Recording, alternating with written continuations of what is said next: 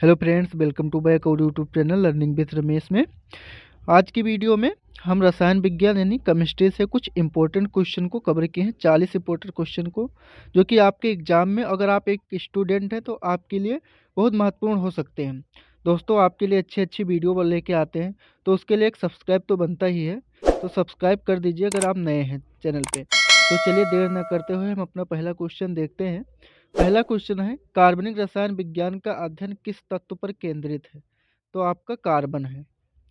Question number 2 है, निम्नलिखित में से कौन सा हाइड्रोकार्बन का सबसे सरल पदार्थ है? चारों ऑप्शन है, इथेन, प्रोपेन, ब्यूटेन, मीथेन। तो आपका जो सही आंसर होगा मीथेन होगा। तीसरा नंबर क्वेश्चन है, प्लास्टिक किस कार्बनिक यौगिक समूह से बनते हैं? एल्कोहल, एल्डिहाइड, पॉलीमर, कार्बोक्सिलिक अम्ल। सही आंसर होगा सी, पॉलीमर। ऐसे ही अगला देख लेते हैं, विटामिन कौन सा विटामिन कार्बनिक यौगिक का एक उदाहरण नहीं है? तो यह होगा लोहा।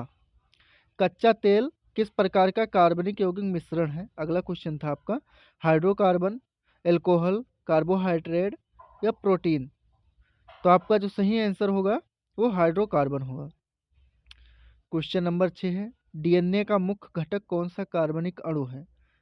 प्रोटीन है, वसा है, कार्बोहाइड्रेट है, न्यूक्लिक अम्ल है।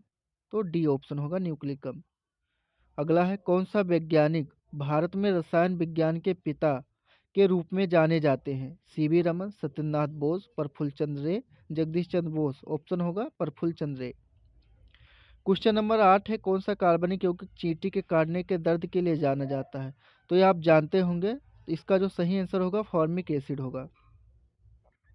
अगला देख लेते हैं, शराब का मुख्य घटक कौन सा कार्बनिक यौगिक है? Methanol, ethanol, propanol, butanol. तो इथेनॉल। अगर आपको पहले से ही क्वेश्चन का आंसर पता होता है तो आप इसको कमेंट में ज़रूर दीजिएगा, इससे कि पता चल जाएगा कि आपको पता है। ठीक है, अगला देख लेते हैं, निम्नलिखित में से कौन सा अधातु है? अधातु पूछा जा रहा है, धातु उधातु दो होते हैं तो इसमें अधातु पूछा जा रहा है, तो फास्फोरस है आपका। क्वेश्चन नंबर 12 है, क्लोरीन का उपयोग किस लिए किया जाता है? पेंट बनाने में, साबुन बनाने में, पीने के पानी को कीटाणु रहित करने में, ईंधन के रूप में। तो ऑप्शन सी होगा, पीने के पानी को कीटाणु रहित करने में। अगला है क्वेश्चन नंबर 13 है, कौन सा धातु विद्युत धारा का अच्छा सुचालक है? सल्फर है, कैल्शियम है, तांबा है, हाइड्रोजन है। सही आंसर होगा आपका तांबा। अगला देख लेते हैं, क्वेश्चन नंबर 14, हाइड्रोजन पेरोक्साइड का रासायनिक सूत्र क्या है? ऑप्शन है H2O, H2SO4, ऑप्शन सी है H2O2, ऑप्शन डी है HCl। तो इसका सही आंसर होगा H2O2। क्वेश्चन नंबर 15 है, स्टेनलेस स्टील को निकेल किस गुण को प्रदान करता है? कठोरता को, जंग प्रतिरोध, चालकता, लचीलापन। सही आंसर होगा जंग प्रतिरोध को। कौन सी धातु अत्यधिक संक्षारक होती है? ऑप्शन है सोना, लोहा, पोटेशियम, एल्युमिनियम। सही आंसर होगा पोटेशियम। क्वेश्चन नंबर 17 है, कौन सा गैस ग्रीन हाउस प्रभाव के लिए जिम्मेदार है? Hydrogen, oxygen, carbon dioxide, helium. Option number C, CO2। Question number 18, निम्नलिखित में से कौन सी गैस गंधहीन है? Ammonia, hydrogen sulphide, chlorine, carbon monoxide. Option C होगा कार्बन मोनोऑक्साइड। पेट्रोलियम एक मुख्य घटक क्या है? ठीक है, पेट्रोलियम का मुख्य घटक क्या है? तो आपका जो सही आंसर होगा वो होगा option number A, methane. Question number 20 है, कौन सा यौगिक चूने के रूप में जाना जाता है? Option A, option B, option C या ऑप्शन डी। तो सही आंसर होगा CaCO3। ऑप्शन ए सही होगा। अगला देख लेते हैं, हवा में निम्नलिखित में से किस गैस की उपस्थिति के कारण पीतल का रंग फीका पड़ जाता है? ऑक्सीजन के, हाइड्रोजन सल्फाइड के, कार्बन डाइऑक्साइड के, नाइट्रोजन के। सही आंसर होगा आपका बी, हाइड्रोजन सल्फाइड के।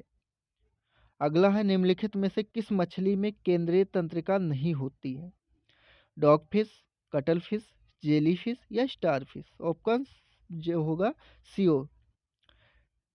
अगला क्वेश्चन है, निम्नलिखित में से कौन सी अधातु है जो कमरे के तापमान पर तरल रहती है? Phosphorus, bromine, chlorine, helium.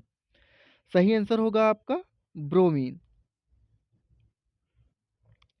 अगला देख लेते हैं, क्लोरोफिल एक प्राकृतिक रूप से पाया जाने वाला केलेट, ठीक है, यौगिक है जिसमें केंद्रीय धातु होती है? ऑप्शन है तांबा, मैग्नीशियम, लोहा, ऑप्शन डी है कैल्शियम। तो जो आपका सही आंसर होगा होगा option number B, magnesium. Question number 25 है, सड़े हुए अंडे की गंध के लिए कौन सी गैस जिम्मेदार है? ऑप्शन ए है आपके हाइड्रोजन सल्फाइड, ऑप्शन बी है नाइट्रोजन डाइऑक्साइड, ऑप्शन सी है कार्बन मोनोऑक्साइड, ऑप्शन डी है आपका सल्फर डाइऑक्साइड। तो आपका जो सही आंसर होगा वो होगा option number A, hydrogen sulphide. अगला देख लेते हैं। 26 नंबर क्वेश्चन है, आणविक कक्षा का अभिन्यास करने के किससे नियंत्रित होता है? मुख्य क्वांटम संख्या, चुंबकीय क्वांटम संख्या, पृथक्करण क्वांटम संख्या या दिगंधी क्वांटम संख्या। तो आपका जो सही आंसर होगा वो होगा ऑप्शन नंबर बी, चुंबकीय क्वांटम संख्या। अगला देख लेते हैं, पेंसिल लीड बनाने में किस तत्व का उपयोग किया जाता है? ऑप्शन ए है लोहा, ऑप्शन बी है लीड, ऑप्शन सी है ग्रेफाइट, ऑप्शन डी कार्बन। सही आंसर होगा ग्रेफाइट का। अगला देख लेते हैं, निम्न में से किस सार्वभौमिक विलायक के रूप में जाना जाता है? पानी को, एसीटोन को, एल्कोहल को, या फिर ऑप्शन नंबर डी है आपका बेंजीन। सही आंसर होगा पानी को। क्वेश्चन नंबर 29 होगा, इनमें से कौन सी एक परमाणु वाली गैस है? ऑक्सीजन है, ऑप्शन नंबर बी नियान है, ऑप्शन नंबर सी नाइट्रोजन है, ऑप्शन नंबर डी फ्लोरीन है। सही आंसर होगा नियान। अगला है, पृथ्वी की पपड़ी में कौन सा तत्व सबसे अधिक मात्रा में पाया जाता है? ऑप्शन ए है लोहा, ऑप्शन बी है एल्युमिनियम, ऑप्शन सी है सिलिकॉन, ऑप्शन डी है ऑक्सीजन। सही आंसर होगा ऑक्सीजन। अगला है, जंग से बचने के लिए लोहे से बने पानी के पाइपों में जस्ते की परत चढ़ाने को क्या कहते हैं? जस्ते की परत चढ़ाना, मिश्र धातु बनाना। ठीक है, तो इसका होगा अशुद्धिकरण करना। अगला होगा, निम्नलिखित में से कौन सी धातु ऐसी है जिसे प्रकृति में सदैव मुक्त रूप स्थिति में पाया जाता है? तो वह होगा सोना आपका। निम्न में से किसको भूरा कोयला कहा जाता है? तो इसको कहा जाता है आपका लिंक्ड ग्राइट को। अगला है, क्वेश्चन नंबर है 34, लौह अयस्क से लोहे के विन्यास में कौन सी प्रक्रिया सम्मिलित होती है? तो आपका जो सही आंसर होगा ऑप्शन बी होगा अपचयन। अगला है, लोहे की जंग लगने के लिए किसकी आवश्यकता होती है? ऑक्सीजन तथा कार्बन डाइऑक्साइड का, ऑक्सीजन तथा जल का, मात्र कार्बन डाइऑक्साइड का, या मात्र ऑक्सीजन का? तो आपका सही आंसर होगा बी, ऑक्सीजन तथा जल का। अगला क्वेश्चन है, जंग से बचाने के लिए लोहे से बने पानी के पाइपों पर जस्ते की परत चढ़ाने को क्या कहते हैं? तो ये होगा ऑप्शन नंबर डी, एसदीकरण। अगला है, इस्पात या आयरन वस्तु में जिंक की पतली परत के लेपन का नाम क्या है? तो होगा इसका ऑप्शन नंबर सी, एसिड लेपन। लास्ट क्वेश्चन है आपका, माणिक और नीलम किसके ऑक्साइड है? कॉपर के, टीन के, आयरन के, एल्युमिनियम के? आपका सही आंसर होगा एल्युमिनियम।